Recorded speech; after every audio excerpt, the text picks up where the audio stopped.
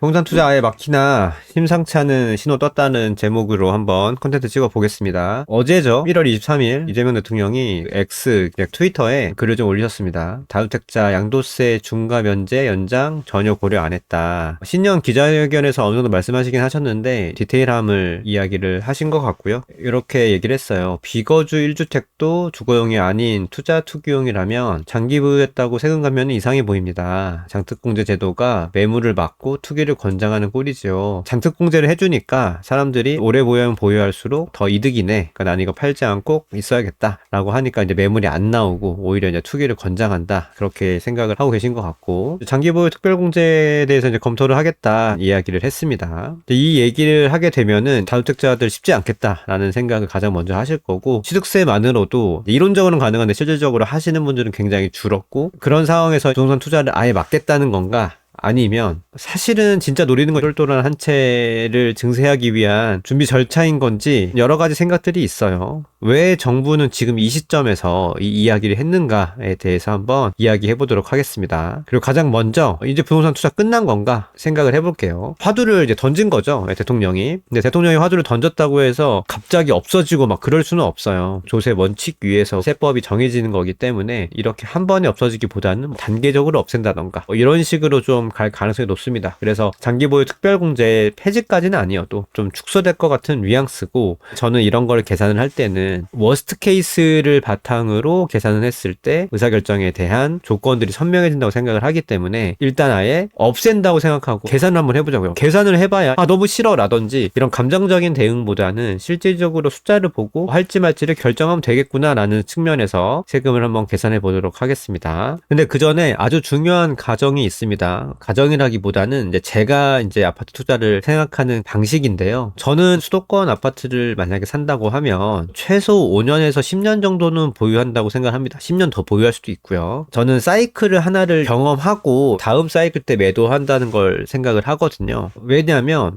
부동산 가격 상승의 본질은 인플레이션이에요. 서울 안에 산다는 그런 가치, 강남 안에 산다는 가치, 이런 가치는 정해져 있는데 그 가치를 숫자로 매기는 것이 우리가 생각하는 가격이잖아요. 그리고 그 가격이 올라간다는 건 두 가지죠. 서울 강남에 사는 가치가 올라갈 수도 있고, 혹은 서울 강남에 산다는 가치를 측정하는 돈이 흔해져서 올라갈 수 있다는 거예요.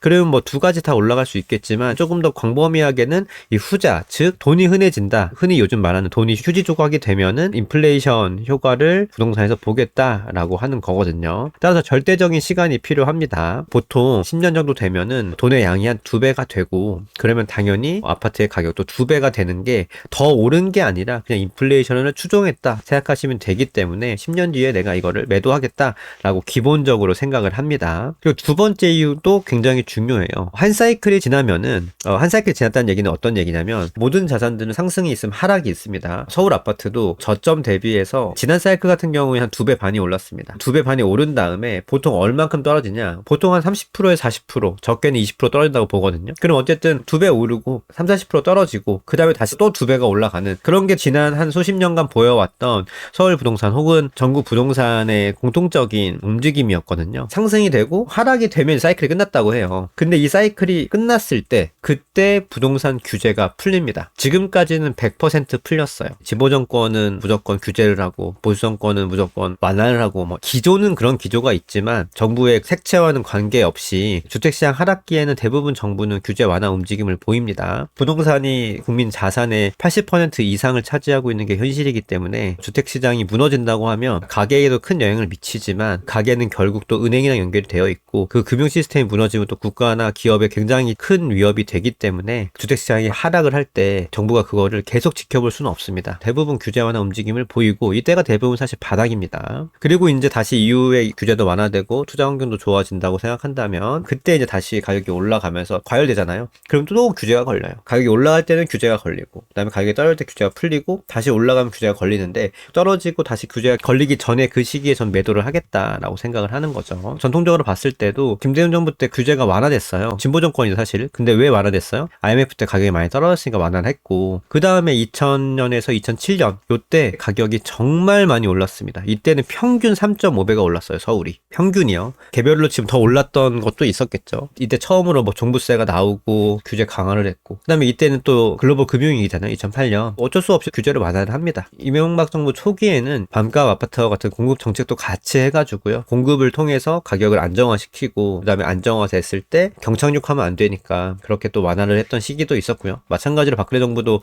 서울 침체기가 굉장히 길었기 때문에 규제 완화를 했었습니다. 그리고 문재인 정부 때도 다시 가격이 올라가면서 규제 강화를 했고요.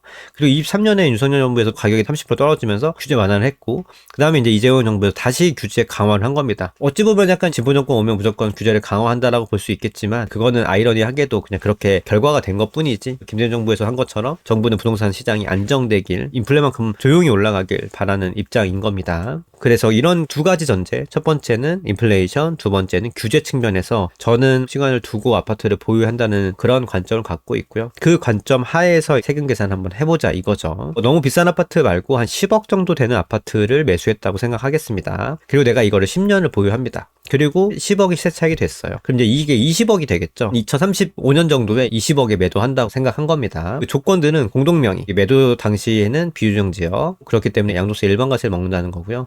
필요경비는 약 5천 정도 가정했습니다. 10억 하면 취득세 3천만 원 넘잖아요. 그거랑 수리비랑 법무사비나 매도 수수료 생각하면은 약 한 5천 정도 나올 것 같아가지고요, 대략 이 정도 가정을 했습니다. 그렇게 해서 계산을 싹 해보잖아요. 그러면 장특공제라고 하는 게 있는 지금 현행 같은 경우에는 한 2.6억 정도 나오는 거죠. 2인 기준으로 했을 때요. 그리고 장특공제가 없어진 상황에서는 3.9억이 나옵니다. 그러니까 실제로 많이 늘어나기는 해요. 다만 이게 10억 시세 차익에서 나오는 금액이라는 거죠. 그리고 다주택 기준으로 생각한 겁니다. 왜냐면 1가구 1주택이면 9억 미만까지 비과세 구간이기 때문에 세금이 확 줄거든요. 근데 저는 이거를 다주택 기준으로 했기 때문에 일반과세 소득세 구간으로 매긴 겁니다. 그리고 양도소득세만 있는 게 아니라 재산세도 있기 때문에 재산세는 10억 한 채 정도에서는 종부세가 아예 안 나오죠. 종부세가 나오려면은 시세 기준으로 한 30억은 넘어야 됩니다. 종부세는 인별과세라고 해가지고요, 부부 한 명당 9억이 공제가 되고요, 18억의 공시지가면 시세는 한 30억 정도가 돼야 됩니다. 30억 정도 되지 않으면 종부세는 안 나옵니다. 일단은 종부세가 안 나온다는 전제 하에 했고, 대신에 10억 정도 갖고 있으면 재산세가 한 120에서 130 나옵니다. 근데 이거를 그냥 200으로 퉁쳤습니다. 1년에 200 하면은 10년 보유하면 2,400이잖아요. 그럼 세금이 한 2.8억, 한 4.2억 떠요. 요약하면 이런 겁니다. 시세 차익이 10억일 경우에 장특공이 있을 때는 2.8억 세금이 나오고요. 취득세를 제가 뺀 이유는, 취득세는 양도세에서 제해져요. 비용으로 해가지고. 그래서 이게 초기엔 들어가는 비용인데 양도세는 제해지기 때문에 제가 취득세는 빼고 생각을 했고, 사실 한 채 기준으로도 똑같기도 하니까. 그래서 저는 보유세랑 양도세 기준으로만 일단 계산을 해봤을 때 전체 세금이 한 2.8억, 뭐 4.2억 정도 나온다라는 얘기인 거죠. 그리고 의사결정은 굉장히 간단해요. 다주택 투자는 이제 전세 끼고 매수를 하게 되잖아요. 전세금을 한 60% 가정하고, 그러면 10억짜리 산다고 하면 투자금 4억이 들어갑니다. 그럼 내가 투자금 4억을 넣어가지고 시세차익이 약 10억이 났다 중에서 3억은 아까 장특공이 살아있을 때고 4억은 장특공이 사라진다는 가정을 하고 하는 겁니다. 3억 세금을 내면 7억이 남고요, 4억 세금을 내면 6억이 남는 거죠. 이거를 할까 말까를 본인이 이제 선택을 하시면 된다는 거죠. 사실 이게 굉장히 크리티컬하죠. 어쨌든 1억 정도가 더 차이 나는 거니까 사실 제가 간단히 얘기 쓴 거지만, 그럼에도 불구하고 제가 4억을 넣어가지고 7억을 받든 6억을 받든 이 정도의 대체 투자처가 있냐를 고민해 봤을 때 개인적인 입장에서는 저는 그냥 하는 게 낫겠다라고 생각을 했기 때문에, 장특공을 물론 없애질 거라고 계산한 건 아니지만 다주택 투자를 전개해야겠다라고 생각을 한 이유입니다. 그리고 제가 이번 달에 월급 명세서를 받았는데 준조세 있죠. 4대 보험이나 기타 블라블라를 다 합쳐가지고 떼가시는 게 한 30%가 되더라고요. 깜짝 놀랐어요. 너무 많아가지고. 100을 벌었는데 세금 30대고 70 받았어요, 제가. 저도 소득이 계속 올라가기 때문에, 소득이 올라가면 구간도 올라가잖아요. 누진세니까. 그러다 보니까 이게 올라가면 올라갈수록 더 많이 벌고 더 많이 떼이는 것도 있거든요. 이렇게 되면은 실질세율이 30%가 되는 거죠. 그러니까 근로는 사람마다 조금씩 달라요. 이것보다 좀 적으신 분들도 많습니다. 근데 제 입장에서는 근로는 세금이 30%고 다주택, 양도소득세, 다주택 혜택이 없다고 아예 가정해서 하면은 세금이 40%예요. 할지 안 할지는 각자마다 생각이 좀 다르다고 봅니다. 아파트 투자의 가장 가장 큰 리스크는 역전세도 있고 금리도 있고 뭐 여러 가지가 있겠습니다만은 10년 넘는 시간 동안 아파트를 보면서 느낀 거는 정부 정책이 가장 큰 리스크라고 볼 수 있겠습니다. 뭐 예를 들어서 다른 대체 투자, 주식 투자의 가장 큰 리스크는 급변하는 대외 환경이라고 볼 수 있습니다. 어디서 전쟁 나면은 주식 떨어지고 미사일 쏘면도 떨어지고 석유 감산하면 떨어지고 뭐 증산하면 떨어지고 막 이러잖아요. 수많은 리스크를 다 반영돼 가지고 주가는 움직이기 때문에 어떤 것이 더 본인한테 맞을 것인지는 생각을 한번 해보시면 될 것 같다. 제가 그럼에도 하는 이유는 코인이나 주식 대비해 가지고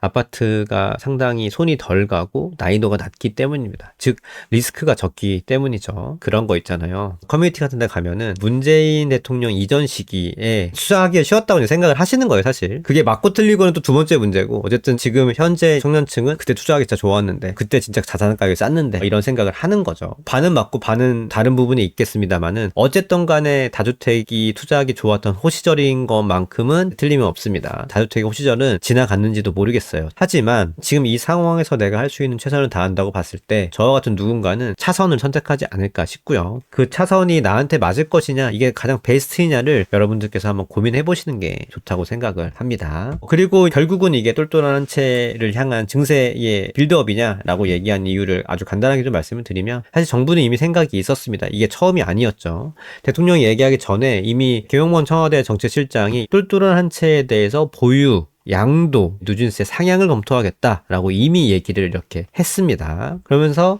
같은 한 채라도 소득세처럼 20억, 30억, 40억 등 구간을 더 촘촘히에 보유세를 달리 적용하자는 제안이 있다.